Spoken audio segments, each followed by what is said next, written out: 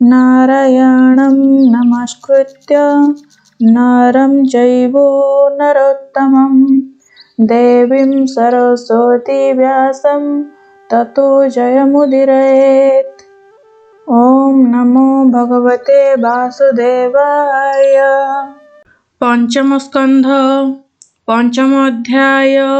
ऋषभ उवाच भोपुत्र माने सावधान होइण शुण मो वचन जे प्राणी काम्य कर्म मान निरते करे आचरण से प्राणी व्यर्थ ए संसारे पड़े नरके महाघोरे जे ब्रह्म कर्म सत्व गुण तपे अनंत आराधन निर्माण मार्ग ए विदित शुण कहिबा पुत्रे सत्य स्थिरी संगम आदि जेते ए घोर तम सत सुते ए सर्व दूरे परिहरि महांत जन सेवा करी महांत प्राणी अटे से ही प्रशांत साधु से बोलाई जे जन क्रोध विवर्जित ताहार सुहृद जगत से प्राणी मोर पद्म पादे मन अर्पई अप्रमादे जे जन जाया गृह धन तनय क्लेश नाना कर्म करी जे नाना भ्रम होई जाबत मोते न भजई अनित्य देह नित्य करे से साधु न होई संसारे ताबत पराभव पाई जाबत आत्मा न चिन्हई जाबत नाना कर्म करे मन बढ़ाई निरंतरे ताबत कर्म बस होई नाना शरीरे से भ्रमई अव्यय वासुदेव मुहि मोरे जाहार प्रीति नाही से नोहे देह बंधु पार जेणु न चिन्हे से ईश्वर स्वपन प्राय देहे नर करई नाना अहंकार निद्रारे जेते सुख भोग जाग्रते न पाई ता लाभ गृह बंधर ए कारण नारी संगते अनुदीन स्त्री पुरुष भाव बही तहिरे मन को बांधई मोहर गृह मोर धन बोले मायारे होई छन्न ताबत कर्म बंध मान न होई ताहार खंडन जे भेटी पद्म पादे मोर आश्रय करई से नर पाद पल्लव जुग धरी तरई ए भवलहरी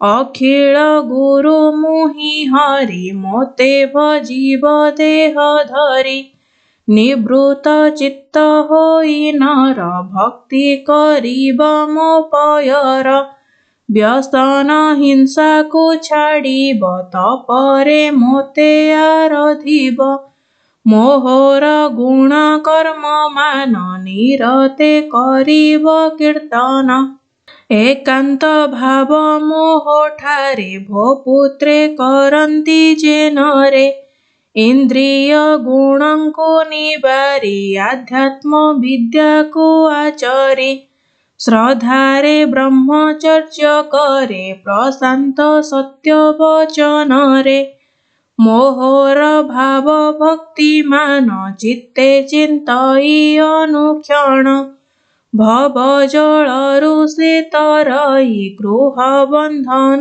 तार नाही स्वकर्म करिए संसारे जे अर्पे मोहर पयरे ताहार कर्म बंध मुहि अक्लेशे निश्चय छेदई आत्मार श्रेय कर्म ठारे श्रद्धा न करंती पामरे अल्प सुख हेतु करी अन्योन्य हिंसा को आचरी ଅଶେଷ ଦୁଃଖର କାରଣ କରନ୍ତି ହୋଇ ମତି ଭ୍ରମ।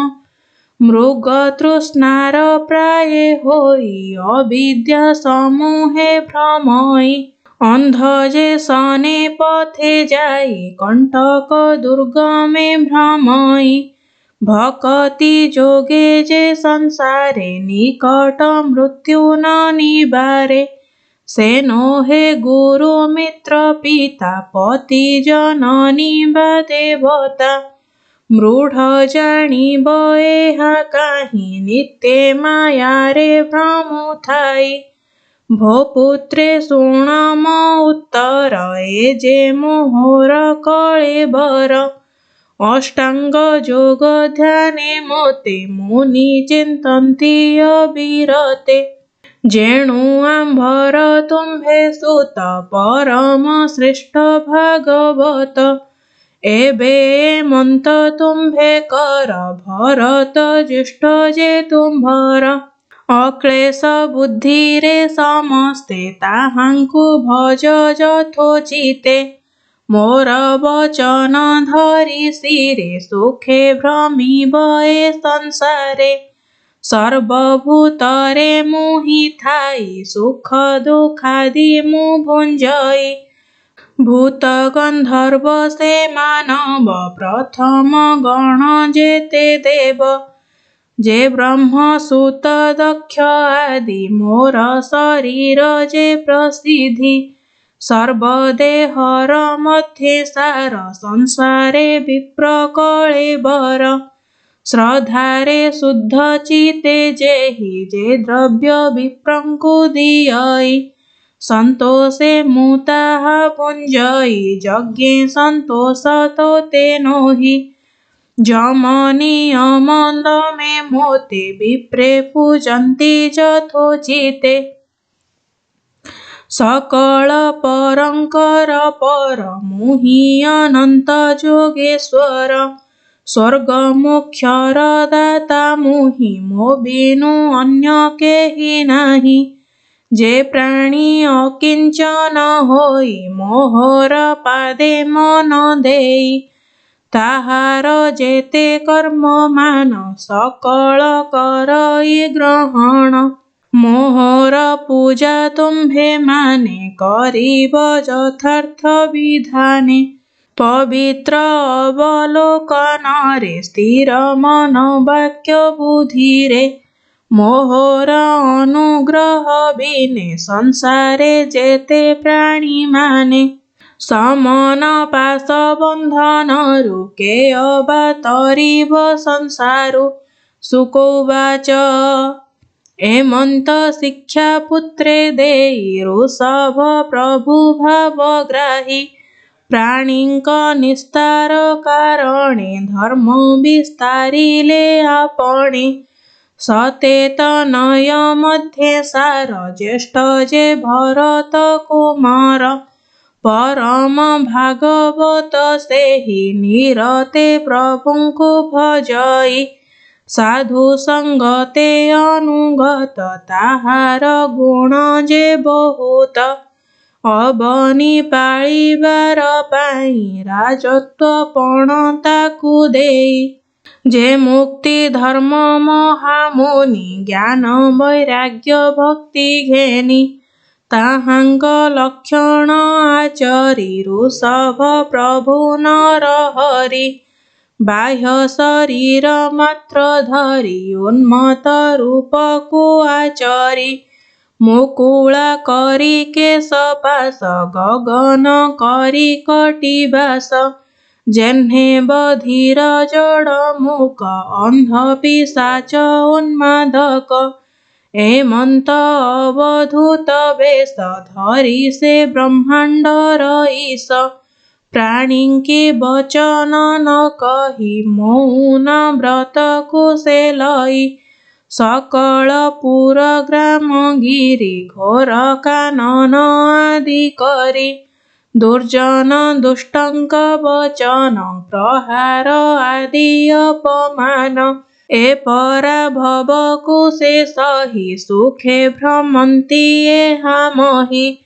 आपणा ठारे चित्त थोई नित्य आनंद मना होई। अति सुंदर सुकुमार चरण जुग बेनिकर। विपुल उच्च वक्ष स्थल मंजुल बदन कमल। अति सुंदरता शरीर ईशत हास बिंबाधर। नवनलिनी दल जेह्ने लोचन जुगल तेसने। सुरंग सुंदर कपोल निगूढ़ कंठ सुमंजुल। से रूप देखिण नयने टळन्ति सुरपत्नी माने। कुसुमायुध बाणे मन तत्क्षणे होए अचेतन। सुंदर शरीर मलिन दिसिले आनुआन वर्ण। संसारे जेते दुष्ट प्राणी जोग भांगिबे एहा जानी। जे व्रत अति भयंकर अजगरर जे आचार। से अजगर प्राय होई रहिले निज रूप ध्याई। एमन्ते कहिबई केते अष्टांग जोग नाना मते। करी से कैबल्य दाता जे प्रभु जगत करता।